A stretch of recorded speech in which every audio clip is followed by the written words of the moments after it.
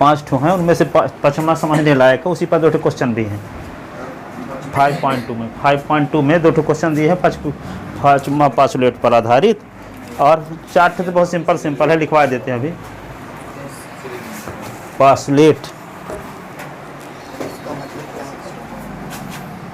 अभिधारणा,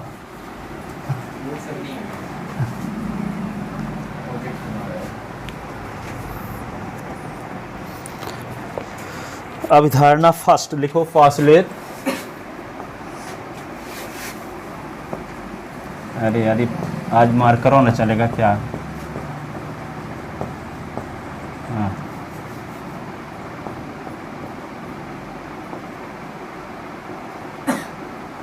postulate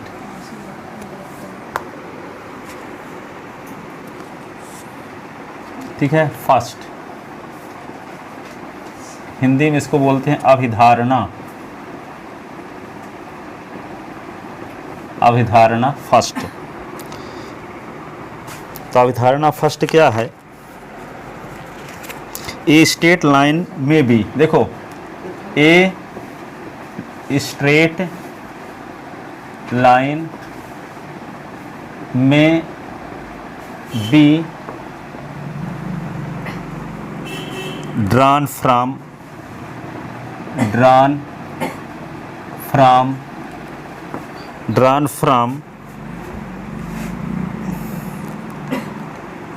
any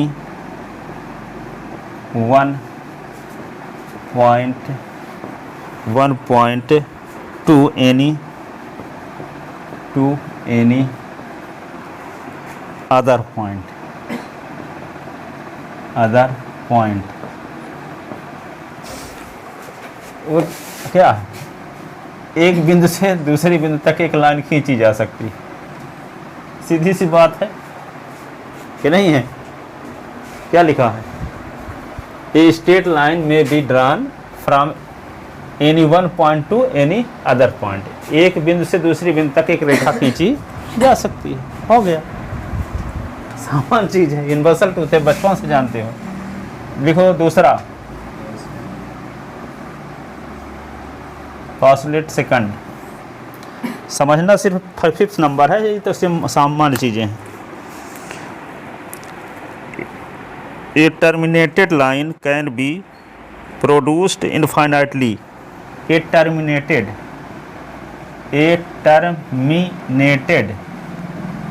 line can B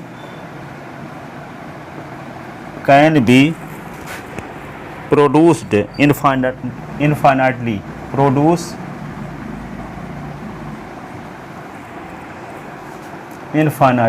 infinitely एक शांत रेखा को अनंत तक बढ़ाया जा सकता है। एक शांत रेखा ए बी है, इसको पीछे जितना चाहो उतना बढ़ा सकते हो, आगे भी जितना चाहो उतना बढ़ा सकते हो। एक रेखाखंड खींची हुई है तो इसको अनंत दूरी तक बढ़ाया जा सकता है, दोनों साइड। कहाँ तक? इनफाइनाइट दूरी तक इसको बढ़ाया जा सकता है। एक लाइन खींची हुई है, उस लाइन को इनफाइनाइट डिस्टेंस तक बढ़ाया जा सकता है दोनों साइड में। टर्मिनेटेड माने शांत, जैसे दशमलव निरूपण शांत है, ठीक है। जैसे आप ये जानते हो कि 0.25 है, तो इसको क्या लिखेंगे? 25/100 लिख देते हैं। इसका क्या है? Decimal form. टर्मिनेटेड है ना, यहाँ बोलते थे ना, पढ़े हो। उसी प्रकार एक शांत लाइन है ए से बी, तो इसको इनफाइनाइट डिस्टेंस तक बढ़ाया जा सकता है दोनों साइड में, इधर भी और इधर भी। तो ऐसे लिख करके ये डायग्राम भी बना देना, ठीक है। ये पासुलेट सेकंड है। थर्ड देखो, थर्ड पासुलेट देखो,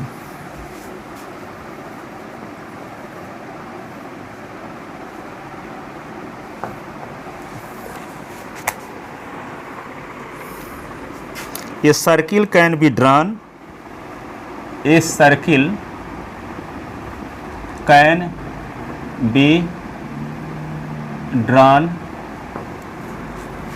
be drawn with any centre,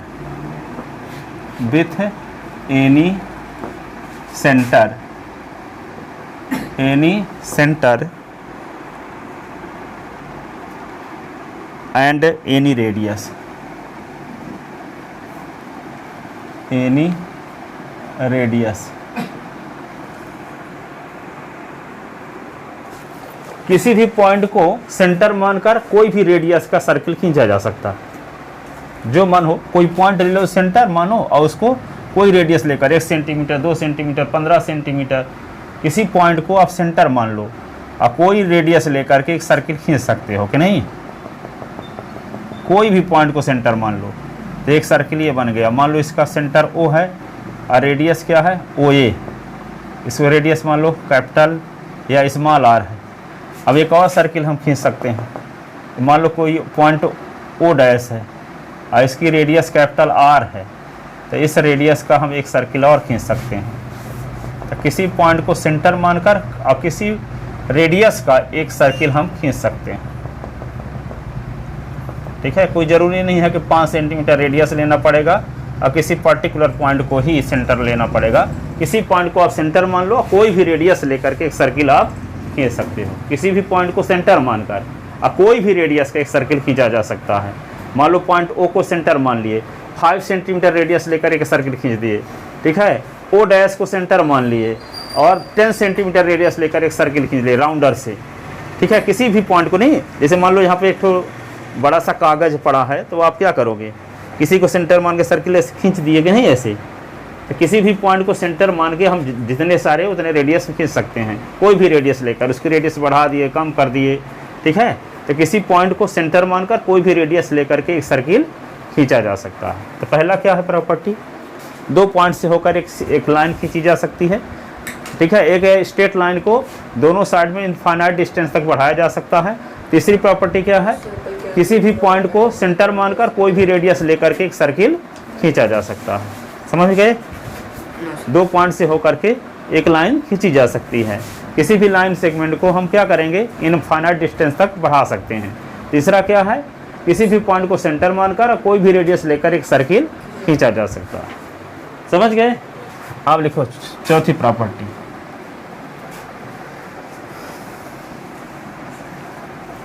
postulate fourth,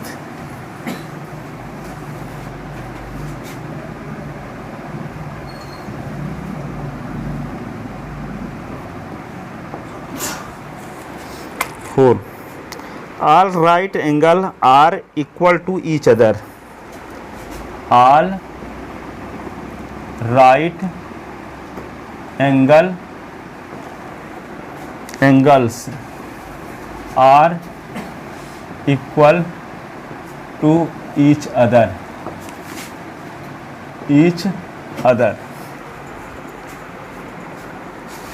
जैसे एक राइट एंगल बना लिए क्या, ABC एक राइट एंगल हो गया, ये भी 90 डिग्री के बन रहा है। एक PQR क्या बना लिए, PQR ये भी राइट एंगल बन रहा है। एक क्या बना लिए, XYZ ये 90 डिग्री का। तो यहाँ पे क्या होगा, angle ABC is equal to 90 degree, angle PQR is equal to 90 degree. तो angle XYZ is equal to 90 degree. तो हम क्या लिख सकते हैं इसको, angle ABC is equal to angle PQR is equal to angle XYZ। जितने राइट एंगल बनते हैं परस्पर इक्वल होते हैं। ठीक है, जितने राइट एंगल आप बना सकते हो वे सभी क्या होंगे, म्यूचुअली इक्वल होंगे। ठीक है, जैसे ये भी 90 डिग्री का राइट एंगल है, ये राइट एंगल है, ये राइट एंगल है, तो सभी राइट एंगल क्या होते हैं, इक्वल होते हैं।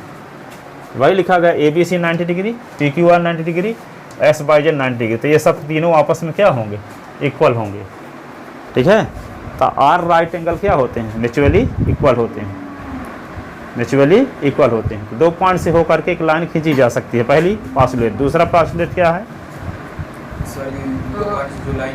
कोई शांत लाइन को, है ना, कोई स्ट्रेट लाइन है तो उसको इनफाइनाइट रूप से दोनों साइड में बढ़ाया जा सकता है। तीसरी क्या है पोस्टुलेट, किसी भी पॉइंट को सेंटर मानकर कोई भी रेडियस का एक सर्किल खींचा जा सकता है।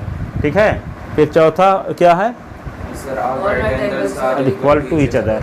ठीक है, सभी राइट एंगल इक्वल होते हैं। सभी राइट एंगल क्या होते हैं, इक्वल होते हैं।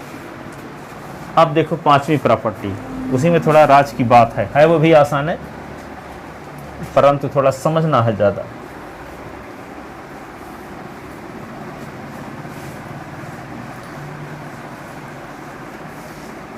पांचवी प्रॉपर्टी ये है, सुनो अब अच्छे से, उससे संबंधित आप पढ़े हो। जैसे दो स्ट्रेट लाइन को कोई ट्रांसवर्सल लाइन काटती है, जैसे ए बी और सी डी दो स्ट्रेट लाइन है, एक ट्रांसवर्सल लाइन काटती है। और ट्रांसवर्सल लाइन क्या है, मान लो ये ट्रांसवर्सल लाइन यल है, ए बी को पी पर और इसको सी डी को क्यू पर काटती है, तो को इंटीरियर एंगल क्या होते हैं? हाँ, ये एंगल को इंटीरियर होंगे, तो दोनों को इंटीरियर एंगल का सम सप्लीमेंट्री होता है। को इंटीरियर एंगल का सम क्या होता है? सप्लीमेंट्री 180 डिग्री होता है। तो वही बोला है, इसी से रिलेटेड वे है कि जैसे दो लाइन है आपके पास, एक लाइन है, मान लो एक लाइन है एक्स बाई है, और एक लाइन क्या है जेड, एक लाइन क्या है जेड, और ट्रांसवर्सल लाइन का नाम एक्स है, ट्रांसवर्सल लाइन का नाम क्या है? एक्स है, ठीक है। तो जब दो स्ट्रेट लाइन को कोई ट्रांसवर्सल लाइन को दो लाइन पर कोई लाइन इंटरसेक्ट करती है, दो लाइन काटती है, दो लाइन को काटती है, तो जो जिधर एंगल बनते हैं को इंटीरियर एंगल, जैसे ये इनको को इंटीरियर एंगल बोल सकते हो। तो मान लो ये एंगल 1 और ये एंगल 2 है, तो जिस साइड में को इंटीरियर एंगल का सम 180 से कम होगा, उस साइड में इन दोनों लाइन को बढ़ाओगे तो एक दूसरे को इंटरसेक्ट करेंगे। जिधर को इंटीरियर एंगल का सम 180 से कम होगा, जिधर को इंटीरियर एंगल का सम 180 से कम होगा, उसी साइड में इन दोनों लाइन को बढ़ाओगे तो एक दूसरे को इंटरसेक्ट करेंगी। इधर चाहे बढ़ाते रहो, पूरी ज़िंदगी बढ़ाते रहोगे, कभी एक दूसरे को इंटरसेक्ट नहीं करेंगे जिधर दो को इंटीरियर एंगल का सम 180 से अधिक है। इधर तक को इंटीरियर एंगल का सम 180 से अधिक होगा, लेकिन यहाँ 1 और 2 का सम क्या होगा? 180 से कम होगा। जिधर 180 से कम होगा, उस साइड में इन दोनों लाइन को बाई और जेड को बढ़ाओगे तो एक दूसरे को काटेंगी कहीं ना कहीं, ठीक है, कहीं ना कहीं एक दूसरे को इंटरसेक्ट करेंगी। तो किधर इंटरसेक्ट करेंगी? जिधर दोनों एंगल, इन दोनों एंगल का सम 1 और 2 का जो सम 180 से कम होगा, उसी साइड में दोनों लाइन को बढ़ाने से दोनों लाइन एक दूसरे को कहीं ना कहीं इंटरसेक्ट करेंगे, ठीक है। जिस साइड में दोनों एंगल का सम 180 से अधिक होगा, उधर चाहे पूरी ज़िंदगी बढ़ाते रहो, 2-4 अवतार लेकर के, तब भी वे दोनों लाइन एक दूसरे को इंटरसेक्ट नहीं करेंगे। अब बढ़ाते रह गए, ख़त्म हो गए, दूसरे अब पीढ़ी आई वो भी बढ़ाती रह गई, कभी एक दूसरे को इंटरसेक्ट नहीं करेंगे। भागीरथी की भांति तपस्या किए, वे ख़त्म हो गए, फिर उनके पीढ़ी हुए, जन्म लिए, ख़त्म, तपस्या किए, तब 2-3 जन्मों बाद गंगा आई है यहाँ। हम उस गंगा की वैल्यू समझते नहीं हैं। तपस्या किए, इतना तपस्या किए कि जन्म लिए और तपस्या करते रह गए। अब ठीक है, अब उनके कोई दूसरा पीढ़ी में पैदा हुआ, वे भी तपस्या किया, लास्ट में भागीरथी की तपस्या से गंगा जी खुश हुई और यहाँ पृथ्वी में आ गई। और उसकी वैल्यू हम लोग सामान्य नदियों की भांति मानते हैं। चलो, तो ये समझ में आई बात। दो स्ट्रेट लाइन मान लो बाई और जेड लेते हैं, बाई और जेड पर एक एस लाइन पड़ती है, दोनों पर, दोनों को काटती है, ठीक है। तो जिस साइड में को इंटीरियर एंगल का सम 180 से कम होगा, उसी साइड में बाई और जेड को बढ़ाएंगे तो एक दूसरे को कहीं ना कहीं इंटरसेक्ट करेंगी। क्या करेंगी? इंटरसेक्ट करेंगी। किधर इंटरसेक्ट करेंगी? जिधर को इंटीरियर एंगल का सम 180 से कम होगा। समझ गए ना? क्या समझे आप बताओ? जब दो स्ट्रेट लाइन को कोई लाइन काटती है, को इंटीरियर एंगल का सम 180 से लेस नहीं होगा, उसी साइड में उन दोनों लाइन को बढ़ाने पर वे एक दूसरे को क्या करेंगे? इंटरसेक्ट करेंगे। समझ गए? आप बोलो, क्या बोलोगे, कैसे बोलोगे? दो लाइन के ऊपर एक लाइन यदि पड़ती है इस प्रकार से कि को इंटीरियर एंगल का सम जिस साइड में 180 से कम होगा, उसी साइड में बढ़ाए जाने पर वे दोनों लाइन एक दूसरे को इंटरसेक्ट करती है। आप बोलो, दो लाइन पर एक कोई लाइन पड़ती है का सम 180 से कम होगा, उसी को आगे बढ़ाए जाने पर, उसी साइड में दोनों लाइन को बढ़ाए जाने पर दोनों एक दूसरे को इंटरसेक्ट करेंगे। आप बोलो, दो स्ट्रेट लाइन पर यदि कोई लाइन पड़ती है, गिरती है, फाल होती है, ठीक है, तो को इंटीरियर एंगल का सम जिस साइड में 180 से कम होगा, उसी साइड में बढ़ाए जाने पर वे दोनों लाइन एक दूसरे को इंटरसेक्ट करेंगे। आप बोलो। सर, दो लाइन पे अगर एक लाइन ट्रांसवर्सल है और उसका जो स्कोर इंटीरियर का सम 180 से अगर कम है तो वे आगे जाके इंटरसेक्ट कर देंगे। हाँ, जिधर को इंटीरियर एंगल का सम 180 से कम है तो उधर वो लाइन एक दूसरे को क्या करेगी, इंटरसेक्ट करेगी। समझ गए? तो इसको लिखो।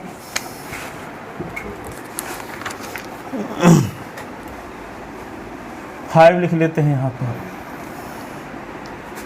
If straight line, if a straight line falling, falling यानी गिरना, पड़ना, on two straight line, straight line to straight line, make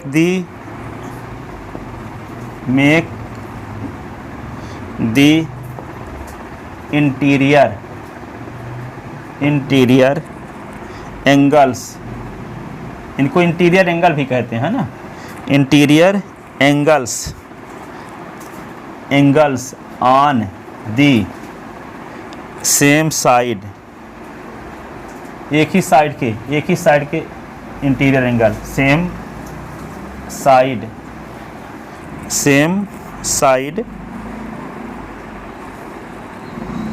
of its taken together less then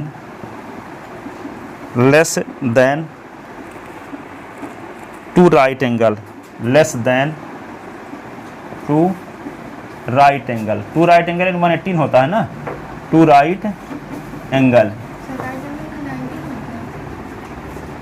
right angle 90 तो टू राइट एंगल 180। तो जिधर टू राइट एंगल से कम angle होगा, less than two right angle means 180 से कम, less than two right angle means इससे कम, वही ना हुआ। Two right, less than two right angles,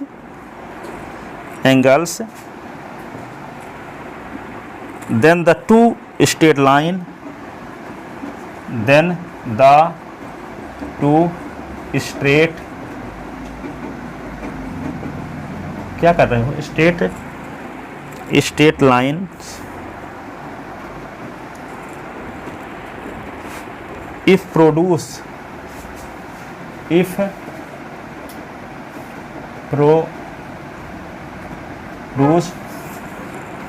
infinitely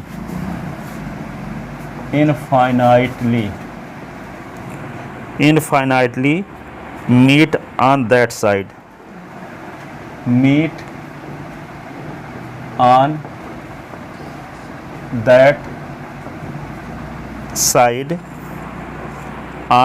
which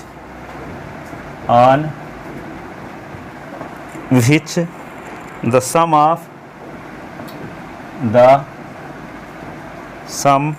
of angles less than sum of angles is less than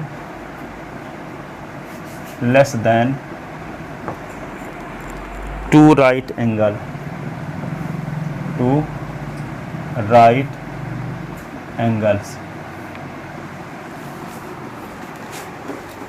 उसी side में infinite रूप से बढ़ाने पर काटेंगी जिधर एंगल क्या है, टू राइट एंगल से कम है, टू राइट एंगल से क्या है, कम है। ठीक है।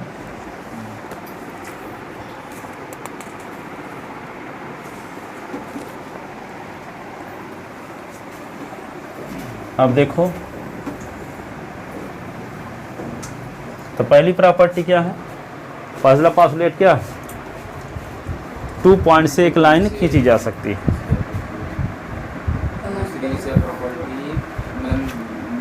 दूसरा पोस्टुलेट चाहिए कि 2 पॉइंट को मिलाने से एक लाइन खींची जा सकती है, 2 पॉइंट को मिलाने से। ठीक है। दूसरी क्या है, कोई भी लाइन सेगमेंट है उसको दोनों साइड में फाइनाइट रूप से बढ़ाया जा सकता है। तीसरी क्या है, A circle can be drawn with any radius and circle. हाँ, Center. किसी पॉइंट को सेंटर मानकर रेडियस, कोई रेडियस मानकर एक सर्किल खींचा जा सकता है। और फिर are right angle are equal to each other. To each other. दुनिया में जितने राइट एंगल होंगे परस्पर बराबर होते हैं, ठीक है। अब पांचवा क्या है, जब दो लाइन पर कोई एक लाइन इंटरसेक्ट करे, जिस साइड में इंटीरियर एंगल का सम, जिस साइड के इंटीरियर सम 180 से कम है, उसी साइड में इनफाइनाइट रूप से बढ़ाने पर लाइन इंटरसेक्ट करेगी जिधर एंगल का सम 180 से कम है। और 180 को हम टू राइट एंगल भी बोल सकते हैं। 180 को क्या बोल सकते हैं, टू राइट एंगल। तो टू राइट एंगल से कम जिधर होगा एंगल का सम, इंटीरियर एंगल का सम, उसी साइड में बढ़ाए जाने पर लाइन इंटरसेक्ट करेगी, मीट होगी। मीट यानी मिलेगी, प्रतिच्छेद करेगी, काटेगी, ठीक है। अब आगे देखो, इस पर सिंपल दो क्वेश्चन है, हो गया। फिर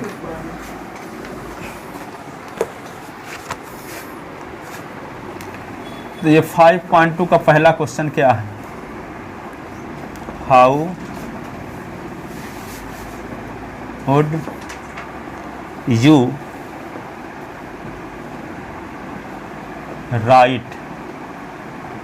rewrite Euclid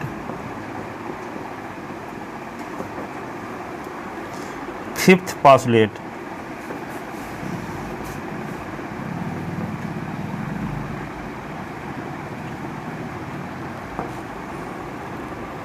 so that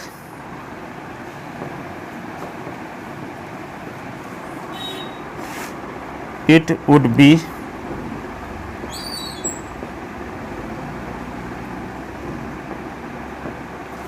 easier, easier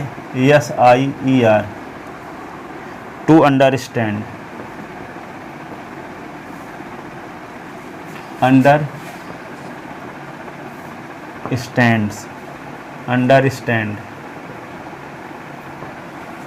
पांचवें प्रॉपर्टी को और सरल तरीके से कैसे आप समझ सकते हैं।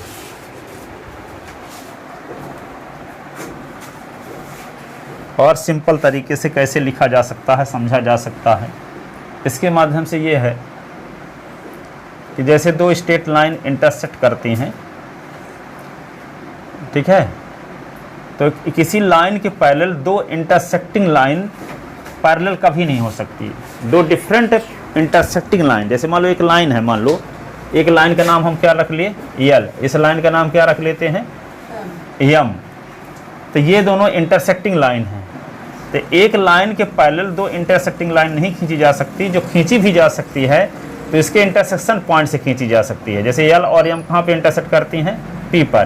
तो पी पर इंटरसेक्ट करती हैं, तो पी पॉइंट से एक लाइन खींच सकते हो जो एन के पैरेलल है।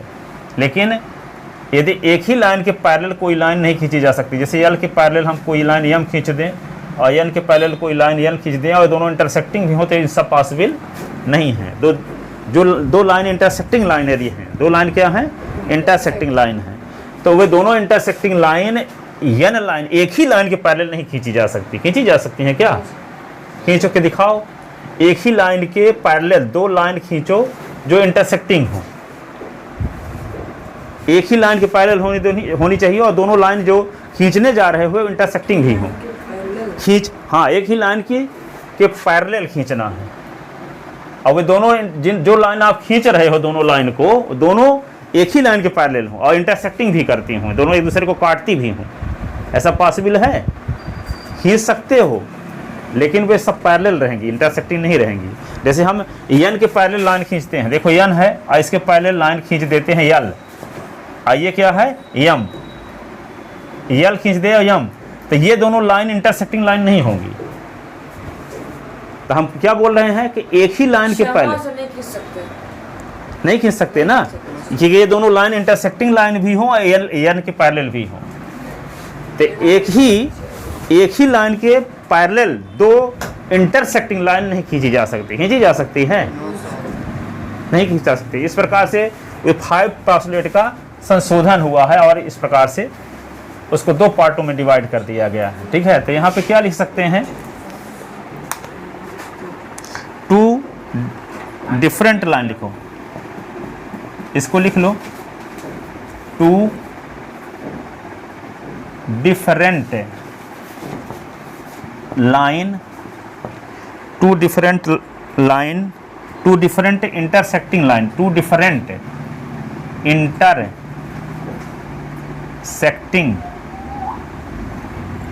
Line can not be parallel to the same line. दो इंटरसेक्टिंग लाइन एक ही लाइन के पैरेलल नहीं खींची जा सकती। सहमत हो इस बात से ना? दो इंटरसेक्टिंग लाइन हो तो एक ही लाइन के पैरेलल नहीं खींची जा सकती, कि दोनों इंटरसेक्ट भी करती हो और लाइन एक ही लाइन के दोनों पैरेलल भी हों, ऐसा पॉसिबल ही नहीं है। क्या है? पॉसिबल तभी होगा कि जब दोनों लाइन क्या होंगी, इंटरसेक्टिंग ना हो करके पैरेलल हो, तब खींच सकते हैं एक ही लाइन के पैरेलल लाइन।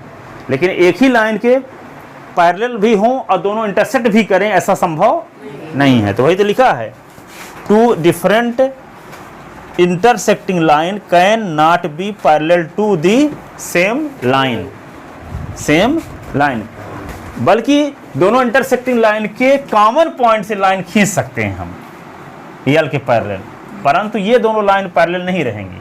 कॉमन पॉइंट जो पी होगा वहां से हम एक लाइन खींच सकते हैं यल के पैरेलल, दोनों के इंटरसेक्शन पॉइंट से, जो इंटरसेक्शन पॉइंट है या कॉमन पॉइंट जिसको बोल सकते हैं, तो कॉमन पॉइंट से हम एक लाइन खींच सकते हैं जो एन के पैरेलल है। लेकिन ये दोनों लाइन पैरेलल नहीं रहेंगी और इंटरसेक्टिंग भी हों, इंटरसेक्टिंग भी हों और एन के पैरेलल दोनों हो, एन के पैरेलल एल भी हो और एन के पैरेलल एम भी हो और दोनों इंटरसेक्टिंग भी हो, ऐसा पॉसिबल नहीं है। ठीक है, आगे देखो, एक सेकंड नंबर क्वेश्चन और है। कहता है कि पांचवी अवधारणा के आधार पर, जो आप पासलेट पढ़े हो उसके आधार पर दो पैरेलल लाइन का जन्म कब होगा, कब जन्म होंगे, औचित्य रीजन बताओ कब पैरेलल लाइन बनेंगी। जिधर एंगल का सम क्या है 180 से कम है वहां लाइन काटेंगी।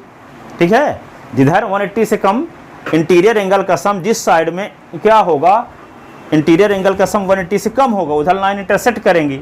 तो इंटरसेक्टिंग जब लाइन नहीं करती एक दूसरे को तब क्या होती है, पैरेलल। ठीक है, तो जब इंटीरियर एंगल जो 1 और 2 बने थे, अभी हम जो दिखाए थे अभी डायग्राम में, ये मान लो y है, ये z है, ये x है, तो जिधर इंटीरियर एंगल 1 और 2 बने हैं, इन दोनों एंगल का सम 180 से कम ना हो करके 180 के बराबर हो जाए, तब ये लाइन, ये y और z क्या हो जाएंगी, पैरेलल। ठीक है, तो ये दोनों पैरेलल लाइन का जन्म हो जाएगा कब, जब इंटीरियर एंगल का जो सम है 180 से कम ना हो करके क्या हो जाए, 180 से कम ना हो करके क्या हो जाए, 180 के इक्वल हो जाए। क्या हो जाए, 180 के इक्वल हो जाए। तो जब 180 के इक्वल ये होगा तो ये भी क्या होगा, 180 के इक्वल इधर भी होगा। तो जब दोनों साइड का एंगल 180 से कम होगा तो ये y और z लाइन क्या हो जाएंगी, पैरेलल हो जाएंगी। क्या हो जाएंगी, पैरेलल हो जाएंगी। तो कहता है 5 नंबर पासलेट की मदद से दो पैरेलल लाइन का जन्म किस प्रकार से होगा। तो जन्म कब होगा, जब इंटीरियर एंगल, जो इंटीरियर एंगल का सम है 180 के इक्वल हो जाए। इंटीरियर एंगल का सम 180 के इक्वल हो जाएगा, तभी दोनों लाइन y और z क्या हो पाएंगी, क्या हो पाएंगी, पैरेलल हो पाएंगी। ठीक है, तो लिखो क्वेश्चन।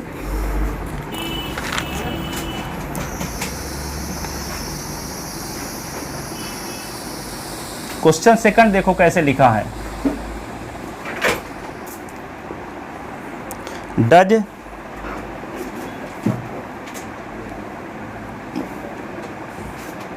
यूक्लिड्स फिफ्थ है पासलेट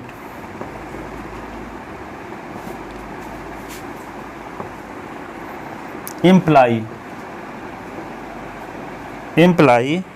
the existence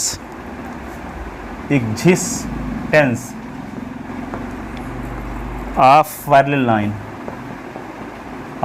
parallel line explain.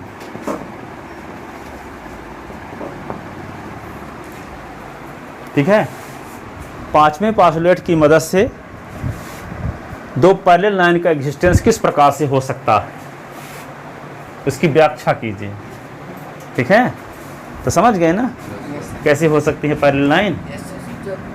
हाँ, इंटीरियर एंगल का सम 180 के इक्वल 180 के इक्वल हो, टू राइट एंगल के इक्वल हो, टू राइट एंगल से कम ना हो, तो क्या होंगे दोनों लाइन बाई और जेड पैरेलल हो जाएंगी। समझ गए सेंस ना।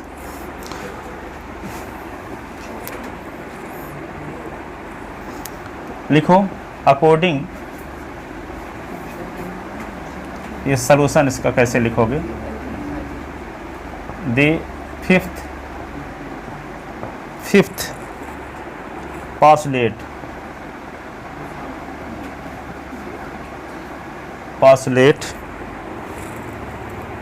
when a line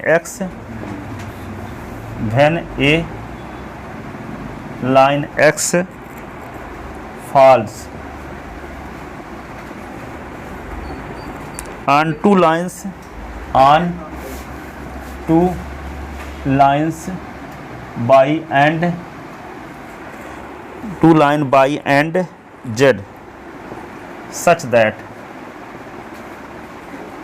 such that angle 1 plus angle 2 is less than 180, then line by and z intersecting ये पास्टुलेट हो गया कौन सा। If angle 1 plus angle 2 is equal to 180, then line by and z are parallel।